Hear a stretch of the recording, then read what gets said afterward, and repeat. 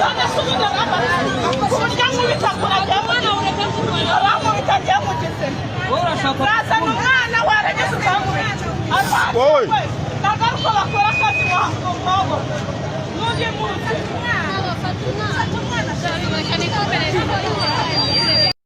Yes, nk'uko mubibona ni inkuru ikomeje kugenda ikwirakwira hirya no hino mu gihugu cyacu cy'u Rwanda, kandi nk'uko ubyiboneye ndetse nk'uko ugiye kuza kuba wabisobanukirwa, ni inkuru ikomeje kugenda ivugisha n'abandi bantu benshi bagiye batandukanye hano mu gihugu cyacu cy'u Rwanda, by'umwihariko nk'uko wabibonye kuri description y'iyi video mbere yo kuyifungura, cyangwa se nk'uko wabibonye kuri title. Naho tugiye kugaruka by'umwihariko byimbitse ku kiganiro Mutesi Kovia yaje kuba yabivugaho, ndetse tureba no muri rusange uko abantu babyakiye cyangwa se uko abantu bagiye bareactinga kuri iyi nkuru, ku bantu bagiye bavuga kuri iyi nkuru. Nk'uko ubona navuga ko ari inkuru navuga ko ibabaje ugendeye ku byo abantu benshi bagiye bavuga.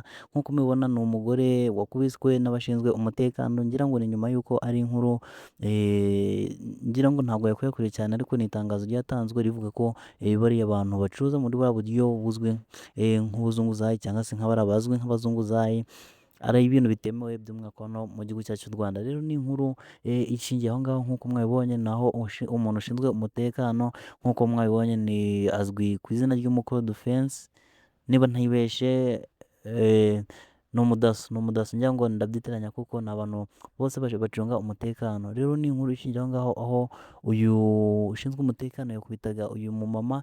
Nkeka ko abantu bari aho ngaho bose ubona ko ari abantu bari bumiwe, abantu bagiye batandukanye bagiye bavuga ko ibi ari ibintu bitemewe, ko atari ibintu byakagombye kuba.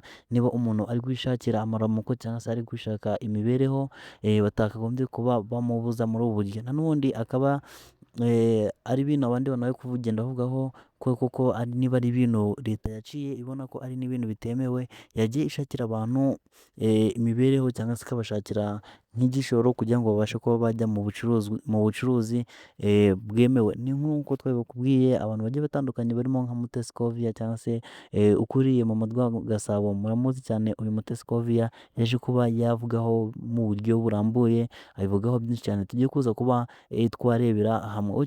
Ikisabwa nta kindi ni ukuguma hano, kandi nk'uko twabibabwiye, uyu ni wo muyoboro aho ugenda ubona amakuru aba yagiye asohoka mu binyamakuru, ndetse natwe tukayabagezaho ku gihe mu buryo bw'amashusho, cyangwa se mu buryo bwa video, cyangwa se mu buryo bw'amashusho nk'uko uri kubona hano ku rubuga rwa YouTube. Rero igihe wakanda subscribe, ayo makuru yose azajya akugeraho ku gihe ndetse gatanu ku kandi.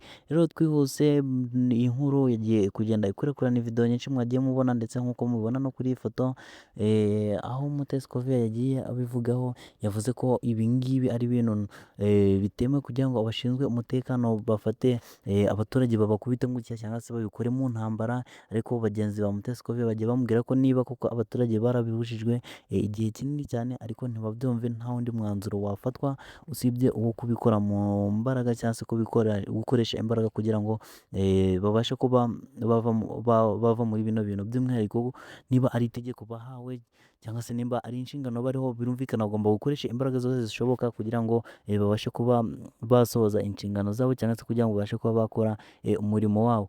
Ndetse Mutesi Kovia yakomeje kugenda avuga ko ari ibintu atari byo, kuko nk'uko mwabibonye uburyo uriya ushinzwe umutekano yakubise uyu mumama wari ufite n'umwana, bigaragara ko ari gushakisha imibereho. Mutesi Kovia nicyo cyaje kuba cyamubabaza, avuga ko ari ibintu bitemewe.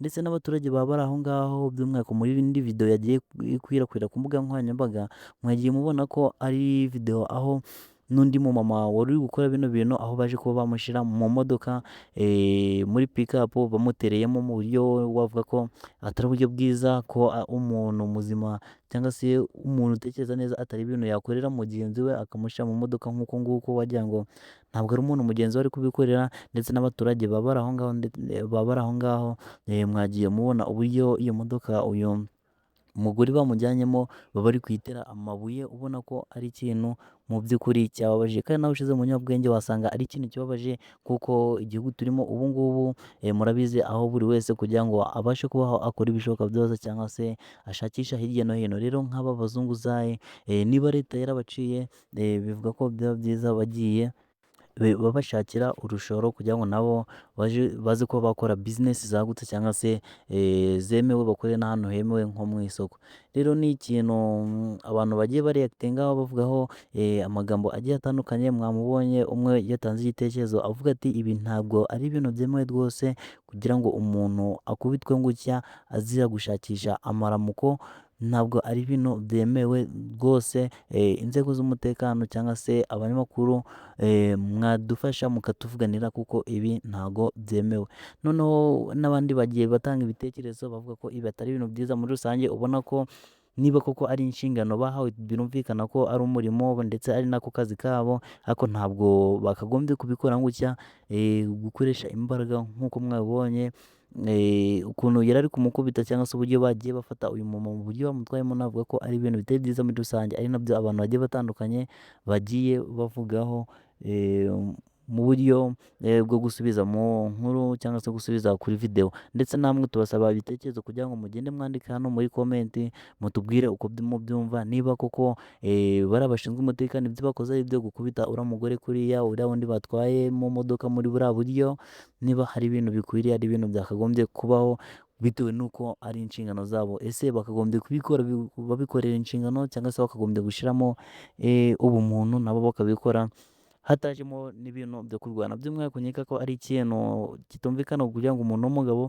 abe yafata umugore amukubite ingumu nk'uko mwabibonye, yitwaje ko ari inshingano ari gukora. Byumvikane abantu bamwe na bamwe bagiye bavuga ko uyu mugabo yaje kuba yagiramo akantu k'umujinya bitewe n'uburyo uyu mugore yari ari kumusuzugura, akaza kuba yafashe umwanzuro utari mwiza wo kuba yamukubita ingumu imeze kuriya nk'uko mwabibonye. Rero Mutesi Kofi yakomeje kugenda avuga ko ari ikintu kigomba kwigwaho kugira ngo nimba koko bashaka guca aba bantu, kuko none ntabwo wabuza umuntu gucuruza cyangwa se gukora ikintu cyamubeshagaho ngo yuko bitemewe ngo nurangiza ubirekere aho ngaho. Yavuze ko bagomba kubibuzwa, by'umwihariko birumvikana kuko atari byo, ndetse leta ntibateranye ahubwo igashaka n'ubundi buryo yabafasha kugira ngo bave mu ntera imwe bajya mu yindi ntera, by'umwihariko bave ahangaha bakoraga ubucuruzi butemewe baje ahari ubucuruzi navuga ko bwemewe. Leta icyo igomba gukora rero ni ukuvuga ngo igomba kubatera inkunga, kuko birumvikana umuntu nawe ntabwo yakwishima gukora ubu bucuruzi afite ubundi bushobozi bwo kuba yakora ubundi buruseho. Nicyo Mutesi Kofi yakomeje kugenda avuga ko nabo kuba bazi yuko bitemewe bagakomeza kubikora atari uko baba bafite ubundi bushobozi. Mutesi Kofi ku ruhande rwe abona ko kuba bakora bino bintu ari uko nta bushobozi baba bafite, bityo rero ari ibintu bishoboka cyangwa se bibaye byaba ngombwa bahabwa ubushoro cyangwa se bakaba bakongererwa ubushobozi cyangwa se bakaba baterwa inkunga, kuko ni ibintu bishoboka cyane, kuko birumvikana muri rusange bano bantu baba babaye, by'umwihariko nk'uko namwe mwagiye mubibona nimba mwaragiye aho bikunze kubera cyane cyane hariya muri gare cyangwa se aho imodoka ziparika, by'umwihariko ndavuga nka gare Nyabugogo n'izindi gare nyinshi zigiye zitandukanye. Ni abantu ubona ko baba bari gushakisha uburyo bwo kubaho, bashakisha amaramuko, bashakisha ubuzima, ubona ko nabo ari abantu bataba borohewe. Niyo mpamvu Mutesi Kofi yakomeje kugenda abasabira ubufasha aho bishoboka. By'umwihariko tubashimiye mwebwe twabanye, ndetse turagusaba gukanda subscribe kugira ngo n'izindi nkuru zose tugenda dusohora zigende zikugeraho gatanu kandi ndetse ku gihe. Ciao ciao.